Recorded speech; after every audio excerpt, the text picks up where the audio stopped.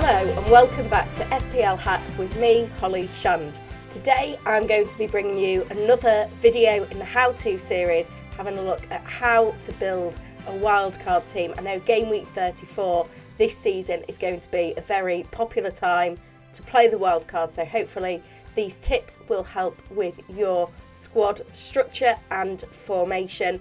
If you are playing a wildcard in game week 34, do get in the comments and let me know your current draft. And if you're enjoying the video, give it a like and subscribe to the channel. Let's get into it. Now, the first big dilemma with wildcard is simply when to play it. And it does vary from season to season and within a season as well. The first wildcard, I think, is most effective to be played on or around the first or second international break within the season, because you've got enough information to get on the trends, see the patterns and start to plot how the season is going to pan out. And I think there's only merit in saving it till later in that first wildcard period if we know that there's some disruption in the schedule coming our way. Now, when it comes to the second wildcard, there's a few more variables in play. Mostly it's the chip strategy though, because we do find that we play more chips towards the end of the season, so that's something to factor in. We always see that the wildcard and the bench boost can be played in conjunction with each other, so that's an important factor to consider as well. Now, we also need to remember that you don't have to play a wildcard either. You can let it go to waste if you don't feel like your team needs it. So certainly never play a wildcard for the sake of it, just because you've got that wildcard chip, because I've seen managers fall into the trap in the past of splitting up a very, very good team just because they've got a wild card to use, and actually they'd have been better off ignoring that wild card altogether. But I would say that as long as you're making at least 5 changes in your squad, then a wild card could be worthwhile. But obviously a lot of managers may be in situations where they need to make a whole host of changes, which is obviously fine as well. So when you're playing a wild card, particularly in the second half of the season, it's important to have a plan for your upcoming chip strategy, because that's going to have a big impact on how you decide to set up your squad.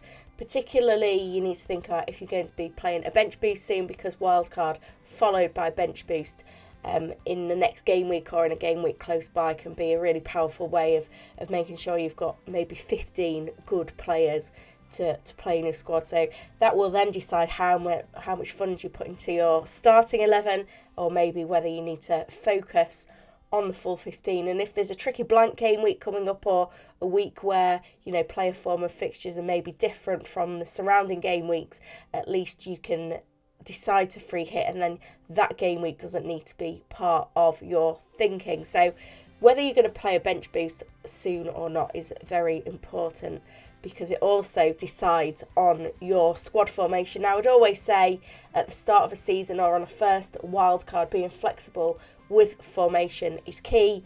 3-4-3 and 3-5-2 have been the dominant formations in FPL for, you know, a lot of seasons now, but we have seen in recent years that a switch to big at the back, and particularly in 2021-22, a 4-5-1 or a 5-4-1 could also be prevalent formations. And I think for those managers playing a wildcard in game week 34, those not needing to plan for a bench boost may be going with a more defensive formation.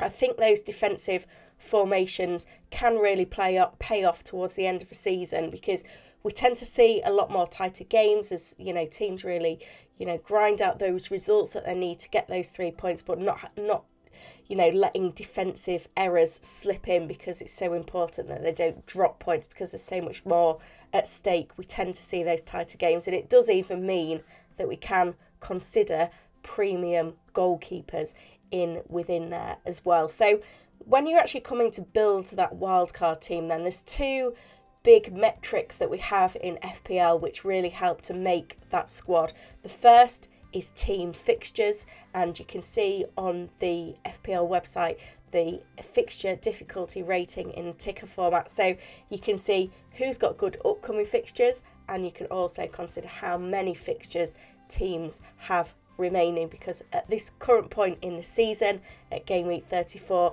we have 5 game weeks remaining, but some teams have 7 fixtures, whereas other teams maybe only have 5. So that's actually quite important, because when we've got such a small number of game weeks remaining, having lots of players that have more opportunities to score you fantasy points is obviously going to be beneficial to your squad. Now, the other thing that's important to consider as well is player form, because you can't just pick players that have got good fixtures that aren't the best players.